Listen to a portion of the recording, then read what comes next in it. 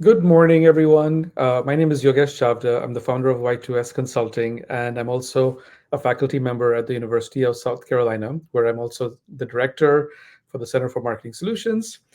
As you know, I've been doing this podcast for literally 12 months. So this is my 1 year anniversary of this podcast. So I'm really excited that I've reached that milestone. But most importantly, I'm super excited to have Winston Li, CEO of Arima, here on the podcast today to talk about synthetic data. So, without further ado, I would like to first introduce Winston. Winston, welcome to the show. Hey, everybody. And hi, Yogesh. Great to meet you. Thanks for joining us today. Before we get into the conversation on synthetic data, I thought we'd first start off by having you introduce yourself and tell us who you are, what do you do, and how did you land on this whole concept of synthetic data in the context of marketing? Yeah, for sure.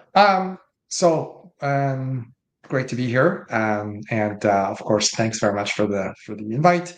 And great to be speaking and connecting with everyone. My name is Winston. I'm the founder of Arima.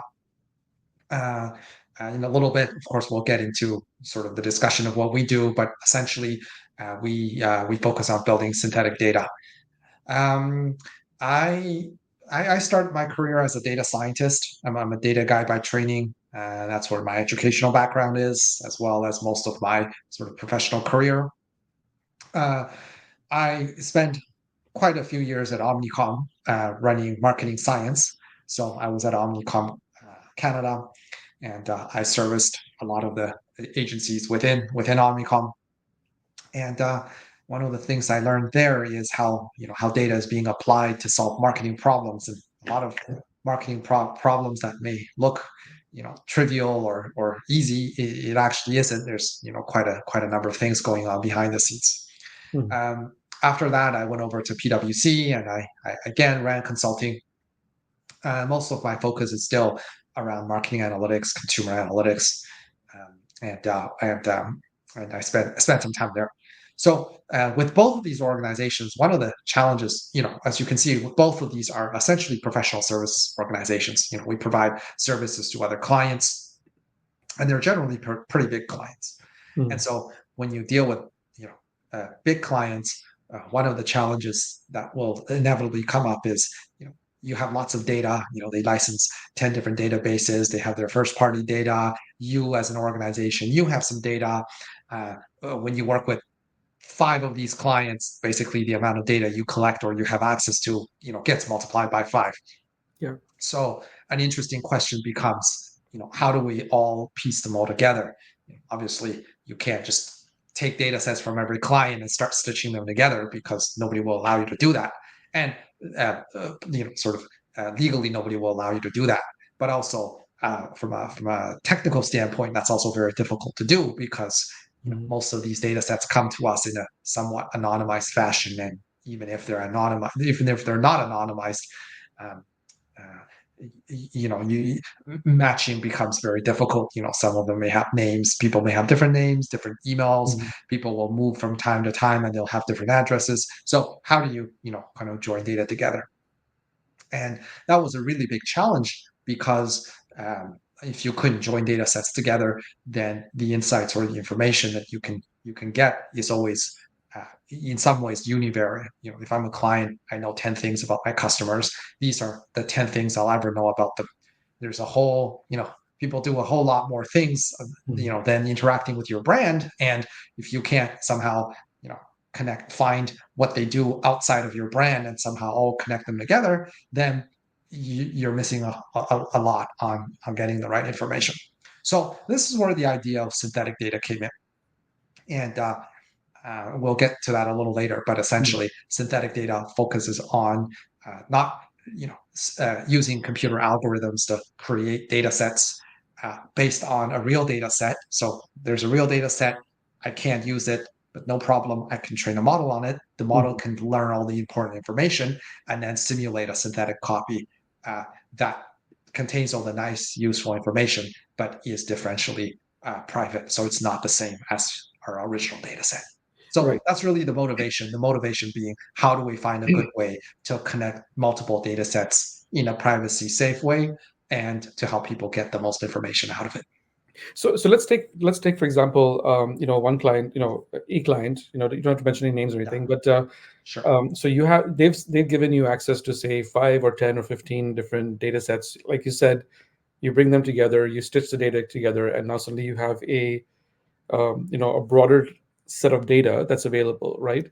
So let's start with the very basics first, because this is most people don't understand what synthetic data even means just yet, right? So sure. there's a bit of an educational component we have to do here. So why don't we start by explaining what is synthetic data? What does that mean? And how do we even generate that kind of information? So if you could just start with that question first. Yeah, for sure. So, synthetic data basically means they're data sets that are not collected through real world events, but rather generated through a computer algorithm. So traditionally, when we get data set, we would be collecting them through surveys. Maybe someone registers on your website and you ask them to fill out, a questionnaire. That's how, many years ago, that's how basically data sets were created. Yeah. Then you started to have apps, and then apps were all sorts of tracking. You could track people's mobility, you could track people's internet viewing history, you could track people's purchase pattern, you could track all these different things. So people are not actively giving their information to you, but you're still inferring a lot of things based on their activities. uh, Mhm. this is what we call real data set, or non-synthetic data set.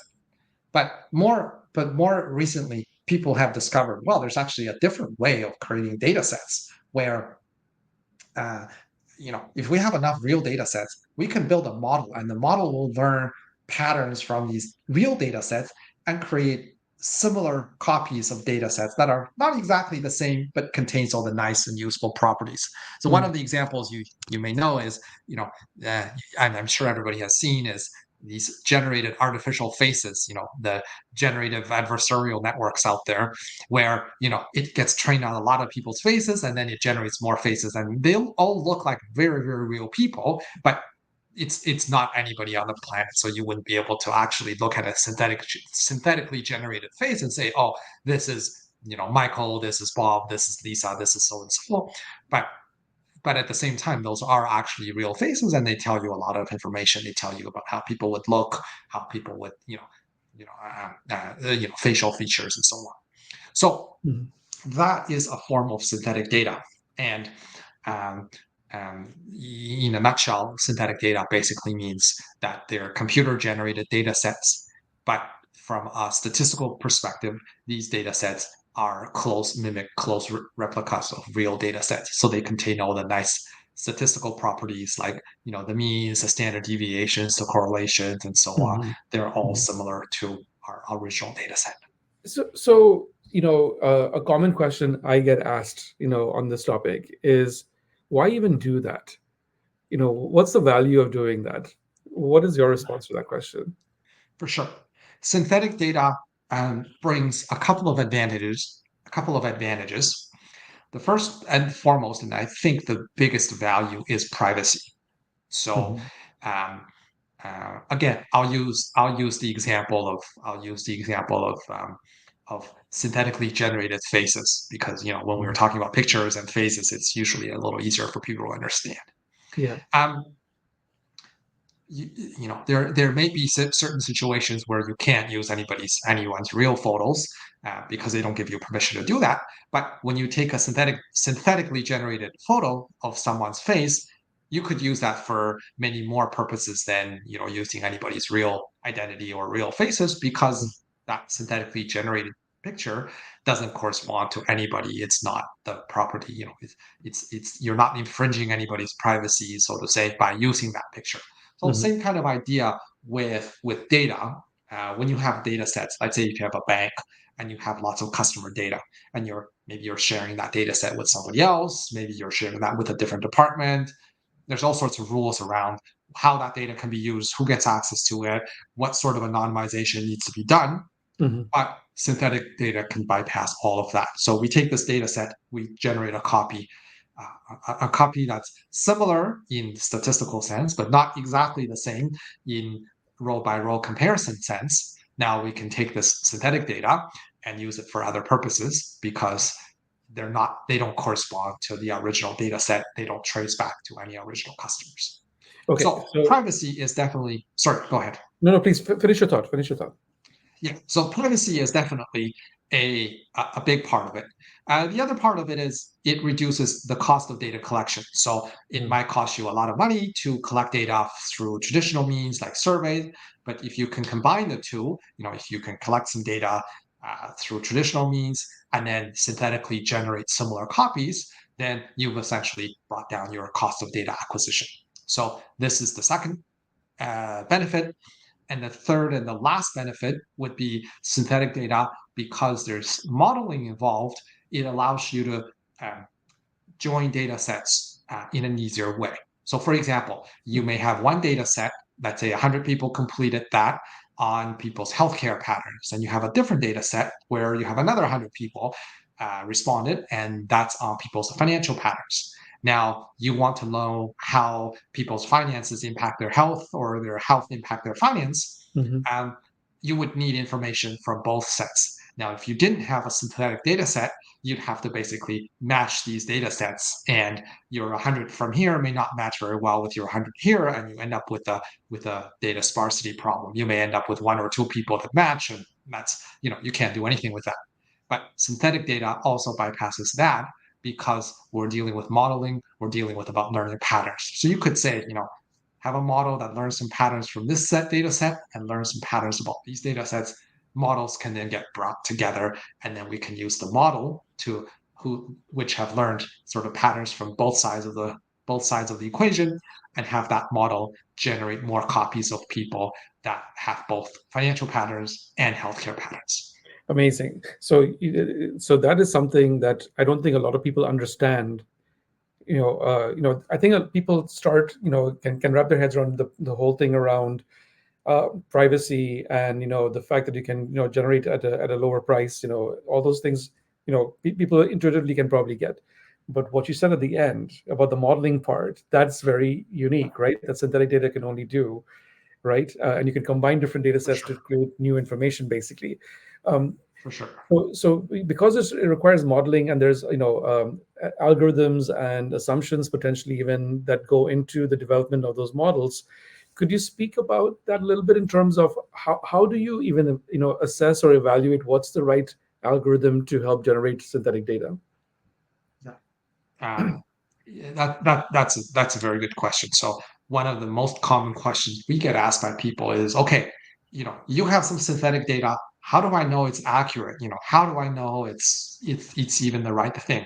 Yeah, Uh, and here I'll just segue into a little bit of, and talk a little bit about our product first, so people have more context in terms of what we talk about.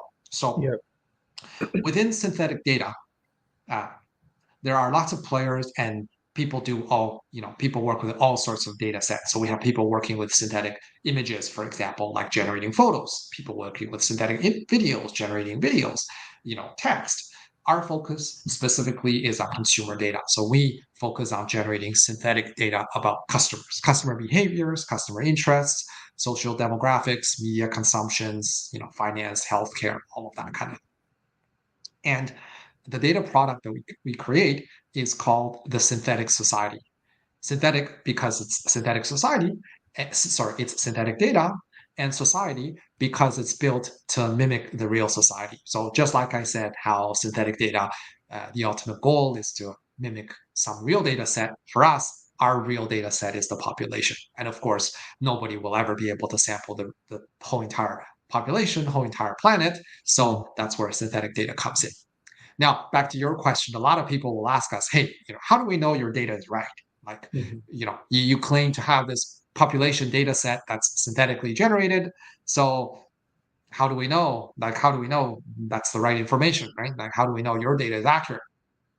Uh, One of the things people could validate synthetic data is by comparing it against uh, your real data set. Remember, synthetic data set is built to mimic the real data set, so there's always something you can compare to. So, for mhm, example, we start off with a survey. Again, I'll use the finance example. we start with a real survey. That survey will come from a credible source. Maybe it comes from Nielsen, Kantar, Ipsos, whatever, somebody that we trust.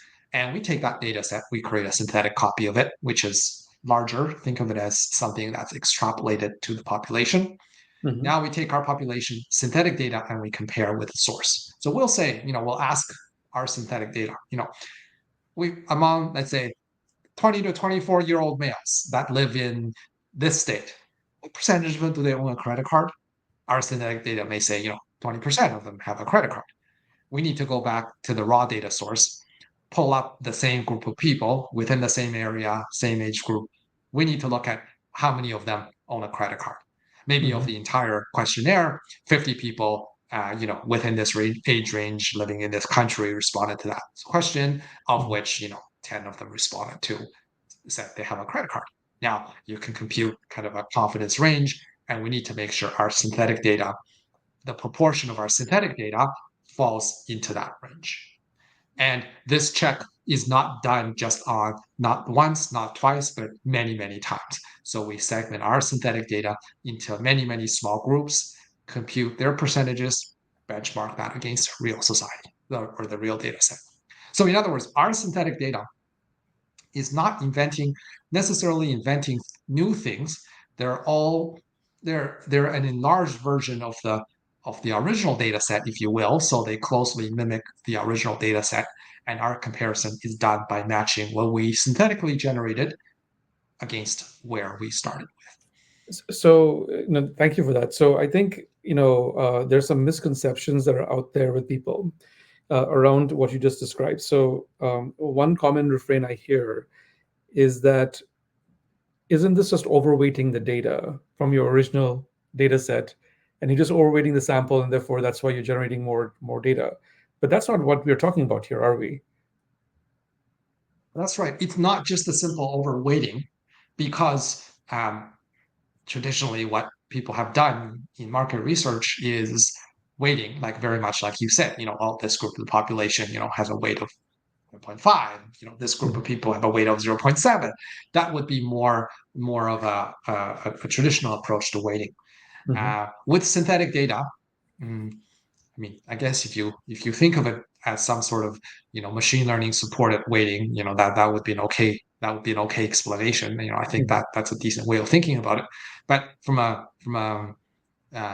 synthetic data perspective, it's not so much about let's calculate weights for different cohorts and let's apply these weights to these cohorts, but it's more about let's build a model to learn patterns from the data set, to learn the distributions of all these variables and how they correlate, how they distribute, and Mhm. taking that distribution and sampling from that distribution. So for example, in our synthetic society data sets for US and Canada, we have more than 50,000 attributes. So what we're doing essentially is having a machine learning model learn a 50,000 dimensional distribution, and based on that, simulate people from that distribution. So for Yeah. us, calculating the weights are less important. Calculating the true distribution of the population is more important. Got it. So as you're describing it, like because you're looking at pattern recognition in a way, and that's really what you're talking about, right? And then taking those patterns, or for lack of a better word, even behavioral patterns, right? Um, and then generating data that mimics those behavioral patterns, or patterns in general. Um, Now that you have a broader data set, you can then basically identify, um, call it micro patterns that you would not have seen in your original data set. Is that a fair statement to make? Yeah, yeah, that's a fair statement to me. Okay, okay. And I think that's where people, need to kind of like wrap their heads around, because, it's not that synthetic data is new. It's been around for quite some time. It just happens to be new in the space of marketing, pretty much, right? So I think it's a matter of just understanding how do you actually apply it. So let's talk about use cases, because that's the other place where I think a lot of people, are falling into traps, in my opinion. Where they think, oh, synthetic data is supposed to replace traditional market research, and then it becomes a whole debate around, oh, is synthetic data good or bad for market research, and blah blah blah, right? I don't think that's what you're saying, right? When you describe synthetic data. So give us a sense of what kind of use cases do you work with? What do you see? What should you do and what should you not do with synthetic data? If you could just have that conversation. Sure. Um, the purpose of synthetic data is not to replace anything. A lot of people have that misconception of, oh, there's synthetic data, there's my panel, or there's my traditional research. I'm either picking this or I'm picking that, and this replaces that or that replaces. Yeah. That's not the case. Synthetic data is here to enhance what what uh, what humans have collected or have developed. What a lot of people don't necessarily realize is if you take a tool like ChatGPT, that is synthetic data. It's data that's generated by a computer, right? It just so happens to be text, and most people don't think text is data, so they may not realize that. But ChatGPT is a form of synthetic data, and ChatGPT is doing nothing more than taking different books. There's many books, many documents that people have written, learning patterns about them, so Mhm. that it may answer a question based on many of these sources rather than any single source. So it's able to merge many of the information from different sources together. Mhm. Same thing with what we're doing here.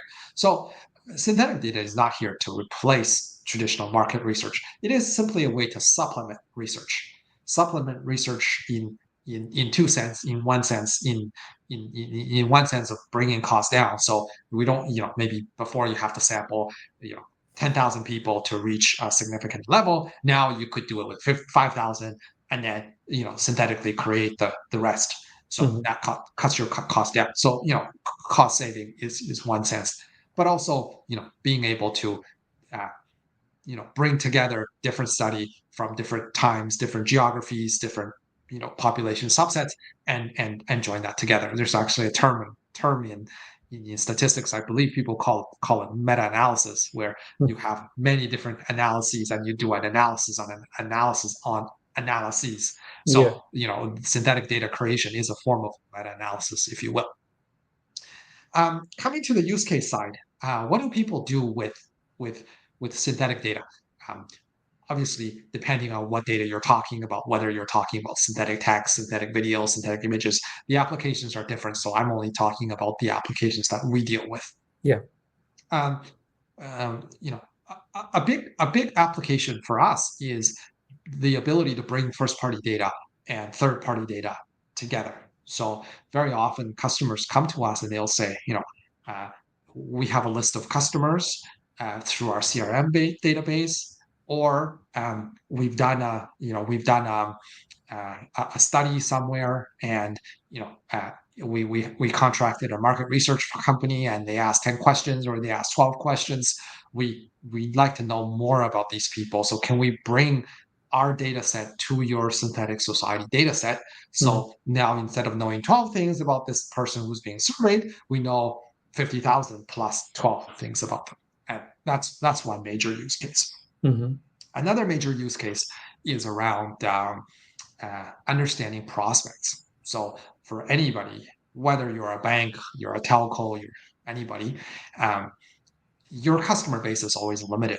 Only a portion of the country uses your service or product, and you're always out there looking for new services and products. So how do I find these customers? Where are they? What are the things they do? Um, I don't have any data on them. So synthetic data, and my current customer might be my prospect might be a current customer of my competitor, and Mhm. obviously I can't get anything from my competitor. They're not going to tell me anything. So synthetic data becomes a way to access some information that I would not otherwise be able to get. So that's another use case. And moreover, um, agent-based modeling as sort of a broad category is something you can do with synthetic data. So running models on this simulated population, again, without privacy or missing data challenges. So a lot of customers may ask questions like, um, what if I open a store in this area? Which of the customers are going to visit? What if I launch a media campaign spending, $500,000, in this area against this group of people? How many of them do I reach? How many times do I reach? What's my coverage? What's my expected sales, etc.? So a lot of a lot of simulations can be done on synthetic data set as well. So, first, that's amazing, right? So that's an area which I think everybody has talked about in terms of, oh, I wish I could answer this what if question. And for most marketing or market researchers, they tend to switch to, oh, let me go do a survey and like do a concept test or do something that is going to give me some sort of prediction capability, of, where you're benchmarking versus some sort of database or whatever to say, oh, this packaging is great, or this concept is great, or this new product is going to be, is going to be successful in the marketplace, whatever. But you can't really simulate that per se. That, yeah. But synthetic data gives you that option to do that if you build the models out, basically, is what I'm hearing you say. Correct. Yeah, we have some current customers today Mm-hmm. that run all sorts of simulations on if I have a store here, if I close this store and move it to there, Yeah. how is that going to impact my sales? Or this is my current budget. If Mm-hmm. I double my budget, what's going to happen? What's going to happen to my sales? What's going to happen to my reach? What's going to happen to et cetera, et cetera. So there's a lot of people doing that. There's also people suggesting uh, simulations like if you're a CPG and you're launching a new product or a new branding or a new packaging, if I do this versus if I do that, how are my target customers going to react? And obviously, if you want to make such calculations, you need to know, okay, these are my customers, these are their psychographics beliefs, these are their incomes, these are the Mm-hmm. things that they care about, and based on that, you can draw a lot of conclusions. So yes, it's like a little lab of the real world, and people can run different tests on it for sure. Do you feel that a company, obviously a lot of people would be interested in this, but I think, the first barrier that might become an issue in people's minds is that, oh, this must be a very expensive exercise to do, to go build out a simulation tool with synthetic data, and it's very, very expensive, several $100,000, and therefore people just don't move forward. What, without getting into like, specifics, what are we talking about in terms of, starting off in this kind of space? Are we talking about like a several hundred thousand or $1 million investment, or are we talking about, tens of thousands of dollars investment and you can get started? What ballpark are we in, basically? Yeah, yeah. Technology is making things very cheap these days, and cheap doesn't mean bad. I mean, Yeah. it's good. It's just more affordable, so to say. And this is exactly what we're seeing with synthetic data. Um, Mhm. yes, for a company, like if you're a company, if there isn't any service providers, if you're a company and you have to start off with sourcing data, developing synthetic data generation algorithms, and maintaining your data set, that if you do it all by yourself, yes, that will cost a lot of money. But there are people that specialize in that kind of thing. Like take us as an example, we specialize in maintaining a synthetic society data set. So we Mhm. have a synthetic society data set that's built, that's ready to go, that where we're sourcing the right data sets, where we're updating it on an annual or biannual basis, that we pick the right countries and it's a global product. So we do that already. And for people who want to jump on the service, it's very, very affordable. Some of our large clients, they go to us and they just license our data set. They'll buy our synthetic society data set, and then their enterprise analytics team will use it for modeling for whatever purposes. That's Mhm. the larger clients. We have some mid-sized clients, like 20 people, marketing agencies, for example. They'll Mhm. license our UI and they'll license the tool, and within the tool they can just click buttons and run some analysis. We also have some even smaller client who can't afford that, and maybe for just a few thousand, as low as a few $1,000s, they can buy they can buy some insights, they can buy some one-time access, and just get their questions addressed, and then see if that's the right way to go. So Mhm. we tailor our product to all kinds of companies of all sizes, Mhm. and we make access more, we make it more affordable for people with all kinds of budgets to benefit from synthetic data. So you talked about the synthetic society, right? And you started getting into, the fact that you can do a lot with that. So let's spend some time talking about that specifically now. So you've got this these data sets built out basically with, through multiple sources. You've generated synthetic data.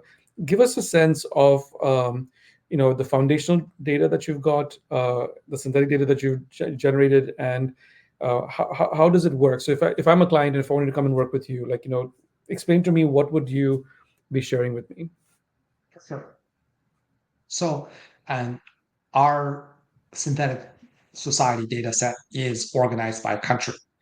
I'll take US and Canada as an example because those are the two countries that are, sort of uh, most mature, Hmm. let's say. Um, within each of these markets, we typically get data sets from three or four types of sources.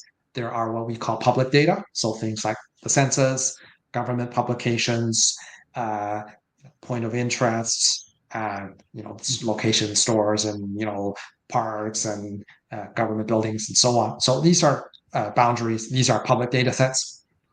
We have data sets that we license. So these are typically market research data sets. Market research firms provide that. They do their study. They sell their data sets to us. So there's that. And then we also have tracking based data. So things like mobility, things like cart transactions, you know, uh, media viewership, all of that. Uh, we have 25 different data sources for Canada now, and about 10, 12 for the US. We started in Canada first, so that's why we have a little more in Canada. But both markets are very mature, and it's based on these sources that we build our population. So for each of the two countries, even just us alone, we have 50,000, around 50,000 attributes for every person in the country. So already you can imagine it's a very detailed database covering, all kinds of sort of every aspect of your life, so to Hmm. say, every aspect of everyone's life. So a lot of our customers already find it enough for what it is that they're doing. And if that's the case, they can just take whatever it is that we have and start using that. Hmm. We also have customers uh, that bring some of their own data sets in, very specialized. If you look at the sources that we're getting our data from, it all tends to be a little generic, like market research. People tend to ask more questions at the category level rather than, or at the brand level rather than at the specific, maybe product level. So if you're a CPG, you may have, through us, you might be able to get things like, this person goes to Walmart, this person goes to Costco, this person goes to so and so, but you may have your own study on this person buys the 6-pack, this person buys the 4-pack, this person buys this flavor versus this flavor, and they can bring that in as well. Hmm. So it becomes a very rich data set, and with lots of things in there. um, we also have international data now available for 53 countries and markets. So it's a very useful thing that people could use as a standalone product or customize for their own needs. So, do you also then offer the modeling capabilities too? So, okay, there's the data that's been generated through your organization, right? That's one part of the puzzle. The second part is the modeling. So, Yeah, how does that part work? I'm just curious. for sure. We can support with modeling as well if the client needs us to do that. Hmm. So, so if some of our clients are highly technically sophisticated, they're data scientists, they're PhDs, and they know, Hmm. they build models all day, so they know what they're doing.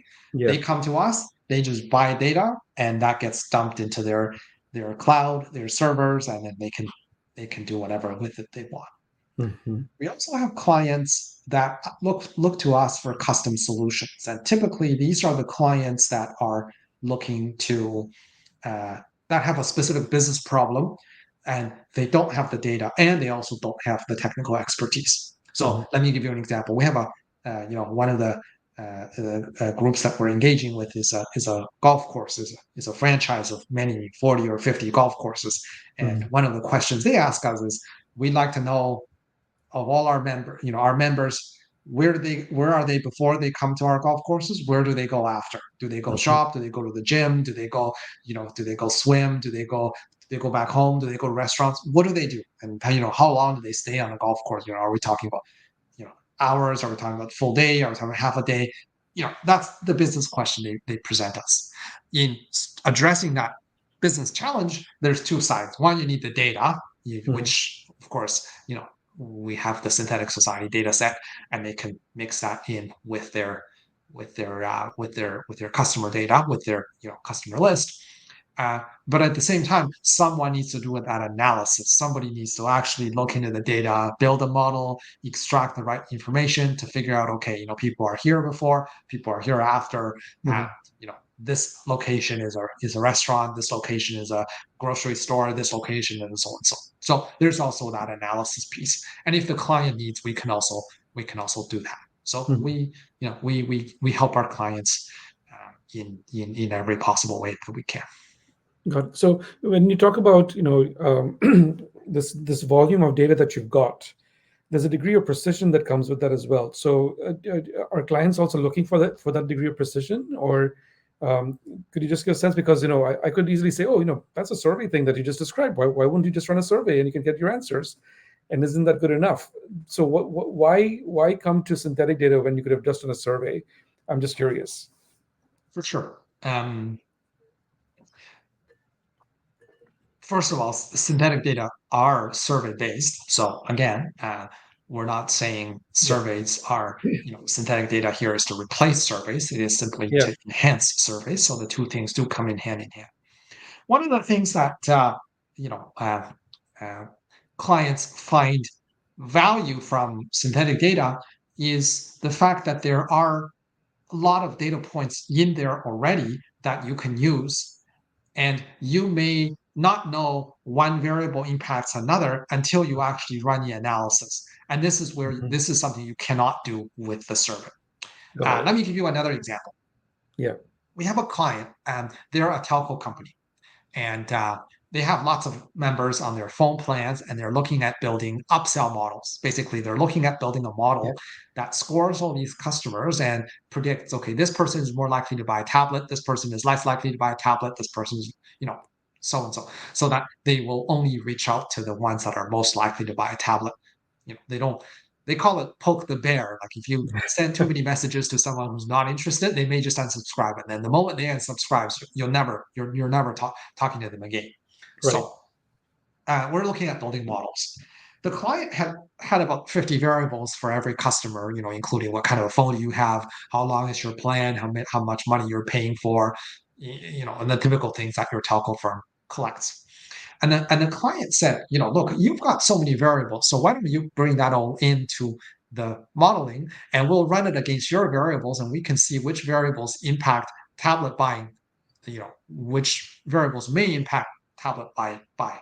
And in the end, one of the things we found, one of the two things we found, I thought were really interesting, was that one, um, if people lived in a house, they're 3 or 4 times more likely to buy a tablet than if you lived in an apartment building. And our hypothesis was that if you lived in a house, it's typically multiple, you have many floors, and you like to keep an iPad on your second floor, another one on your first floor, so you don't have to walk up and down.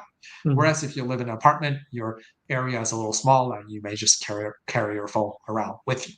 Yeah. The other thing we also found was, for people with kids, they're 7 times more likely to buy a tablet than those without a kid, because they give the tablet to their kids.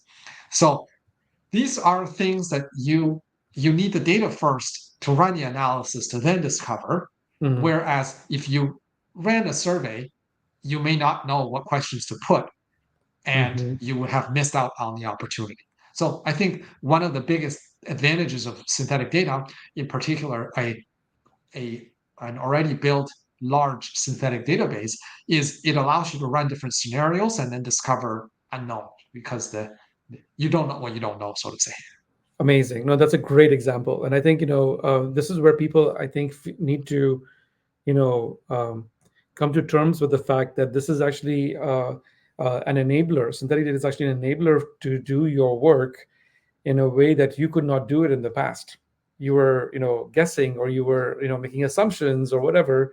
But there are limits that that come with traditional surveys and market research, but synthetic data actually allows you to go past those limits and do new things that you could not do in the past. So that's phenomenal. So moving a little bit further, one of the things that I've always wondered, and I was hoping you could give some clarity on, is that does synthetic data help level the playing field between large companies and small companies? What are your thoughts on that? Yeah, for sure. Um, by customer headcount, I would say 70% of our customers, 75% of our customers are smaller players. Okay. What I mean by smaller players is that within their category, uh, Mhm. they're not sort of the first tier, the international brands and the Mhm. the leaders. The Mhm. reason why we often find people uh, like like customers like that coming to us is because they simply can't afford to have the tools that the larger companies or tools or data sets that the larger companies are having. Mhm. Let me give you an example. A lot of our customers are marketing agencies, Mhm. and we work with a lot of sort of mid-sized agencies that are not part of a global holding company, international many offices. And Mhm. the reason they come to us, we always ask them, why do you pick us? And one of the reasons they always say is, we don't have a New York office or we don't have a London office that's developing these tools and giving it to us. And we're small and we can't hire data scientists out there. We can't license all these data sets and just use it for one or two clients. Mhm. So they come to a solution provider like us to say, hey, you guys have the data, you guys have the software, you guys can also do managed service or do projects if we need. So that's perfect. That's perfect for us. So Mhm. I think that example, just goes to show that we're more of an enabler for smaller companies than for bigger organizations, at least the way we're structured today, Mhm.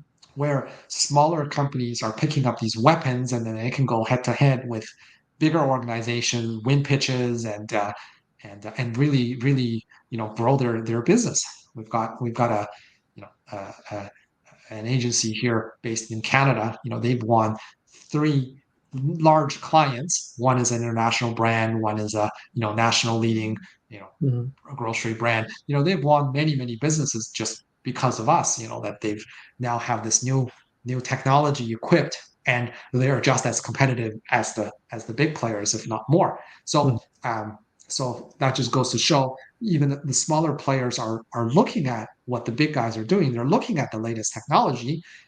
They just can't build it by themselves. But if there's something available built for them, they'll very quickly jump on it. Amazing, amazing. That's a great example. So tell me about, one thing that you and I talked about, when we first met, you were talking about media mix modeling. That was a big area that you had found Yeah. where synthetic data was very applicable. I wanted to just spend a little bit of time just, talking about that too, because, we spent time talking about traditional market research, but we didn't spend time talking about media. So if you could just give an example or two in that space. For sure. Um, one of the one of the major applications of our synthetic data today is in the space of media planning, media measurement. Hmm. Synthetic data is really good for that because um, in media, you know, people are often talk about audiences. I'm targeting, people who are 35 to 54, owning a dog, have this income, living in this area. People want to define a particular audience, and that's the audience they want to target. So synthetic data is the perfect use case for that because nobody would have enough first party data on every state, every region, every people with every type of interest. Hmm. So within the space of media planning and media measurement, and MMMs is a marketing mix models is a great tool. Um, it's a statistical model that help the advertisers understand this is my outcome. This is my outcome, such as sales, such as online visits, number of app downloads, whatever metric that's important to them.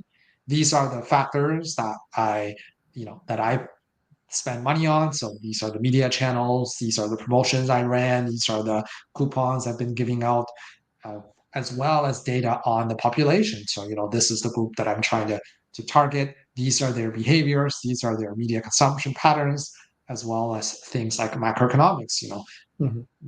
Maybe there's a recession in this period and that's impacting my sales, or maybe the stock market went up and that's giving people more disposable income and they're spending more. Macroeconomic conditions may also affect my sales. So all of these factors get correlated together to make to predict your to model against your sales, your KPI, so to say. And that's what MMMs are designed for. So MMMs are tools that designed to both help the advertisers understand, here are 10 different factors, this one is the best, this one is the worst. And also moving forward, if I want to hit a target of X million sales next year, this is what I need to do, or this is the optimal way that I need to do that. So yeah, so then MMM is a great tool that brings synthetic data, first party media, Hmm. first party data, media spend, global macroeconomics, competitors, bringing all of these data sets together to help the advertisers create a model.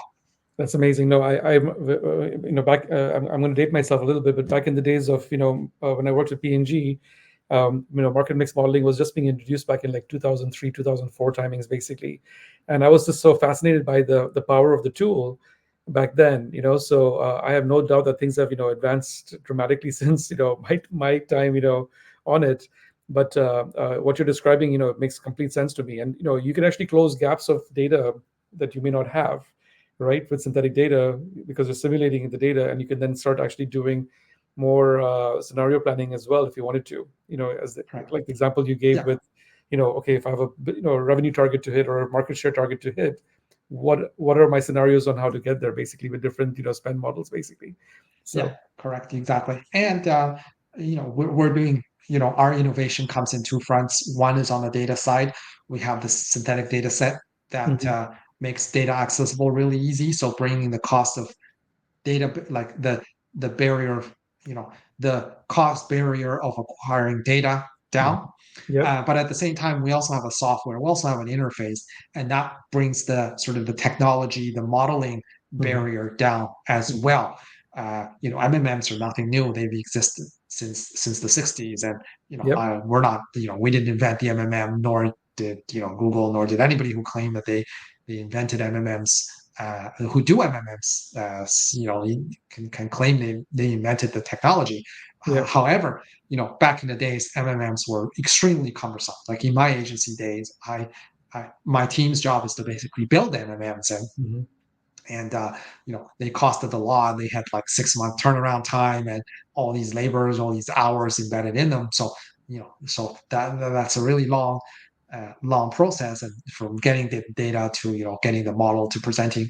But now we're making innovations on the on the accessibility front as well, so that it's easy to use. Like anybody could just go in there, press some buttons, set it up, Mhm. use an interface, click a button, and the Mhm. model runs. So Amazing. that's also something that we bring forward to not only have the data set, but also help people use the data set in an easier way. Fantastic. So Winston, I have to ask you this. You've been doing this for quite some time. Clearly you're an expert. You just, you gave us a master class right now on synthetic data in the last, 45, 50 minutes or so. What do you see is the next phase of synthetic data? Where is it going in the next 1 to 5 years, in your mind? Yeah, for sure. Um, I think more and more people will pay attention to synthetic data going forward, Hmm. uh, because uh, privacy laws will only get more strict, not the other way.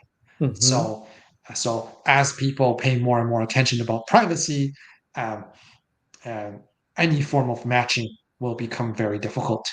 So, in the whether it's tracking by cookies, or getting Hmm. people's consent, Hmm. or what information can be shared with who, what's allowed, whether it's like explicit consent or sort of implied consent, all of these things will get tougher and tougher.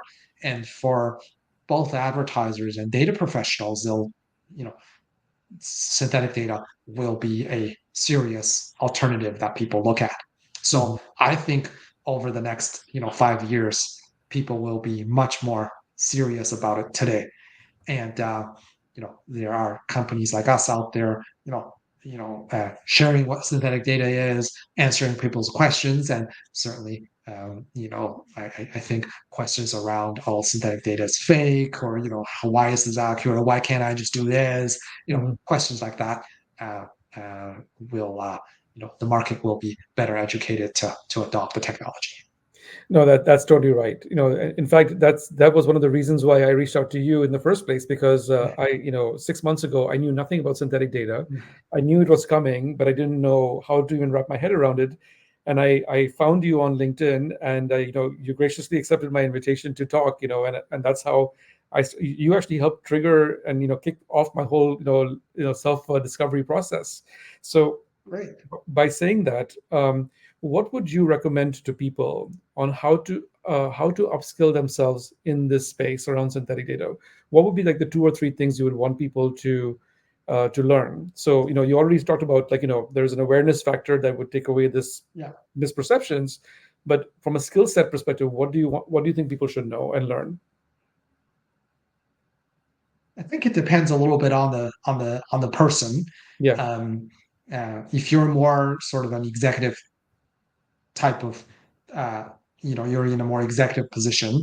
Uh, Nobody's going to expect you to get your hands dirty and write programs and start coding. And but learning more about use cases is I think a great way. Uh, Mhm. we still have many customers that come to us and they'll say, "Oh, we've heard of synthetic data, and we think it's the right way to do things, but we don't know how to use it. Can you tell me how to use it? Can you tell me use cases? Can you tell me how synthetic data can benefit an organization like mine?" Mhm. So it's a little. I guess it's a little bit like Gen AI in some sense, and synthetic data is a form of Gen AI. Technically, I never use that term because everybody talks about Gen AI, so I don't want to be talking about it. But it is technically a form of Gen AI because we're not just Mhm. we're generating data, tabular data instead of pictures, images, videos, and text, which really to the computer is all just data sets. It's just all a bunch of zeros and ones, right?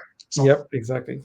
again, the same, I think we'll face a lot of the similar challenges as Gen AI, where people are happily investing, but they don't know where that thing lands in their organization. So I think that's where a lot of the learning should be. And for practitioners like us in this space, Mhm. it's our job to educate the market, to let people know here are some cool use cases, here are the benefits. Yeah, it's not as expensive, it's very easy to get started. Start and give it a try. So that's what we'll be doing for the years ahead. Fantastic. Well, Winston, thank you so much for joining me today. This has been outstanding. Like I said, this was a masterclass on synthetic data right here. For those of you who have heard the term, don't know how to think about it, this is a great place to start in your self discovery process. So, Winston, I can't thank you enough for being here with me today. Um, so let me just end by saying that our next show is going to be on August 22nd, same time. My guest is going to be Michelle Robbins, who is the Senior Vice President of Vitamin Angels. It's a nonprofit. And we have Michelle and I actually have a pretty long history of our own where we're going to be talking about how we actually connected for the first time 20 plus years ago. And we'll be talking about the role of networking and personal branding and how does that help you in your professional career. So it's not going to be about AI or synthetic data, but we're going to talk about professional networking. And it's a good story. I think it's a bit of a heartwarming story as well. And Michelle will be the one who will be sharing all of that stuff on the 22nd. So thanks everyone for joining. Thanks again, Winston, for being here. Really appreciate your time. And I'll see everybody on the 22nd.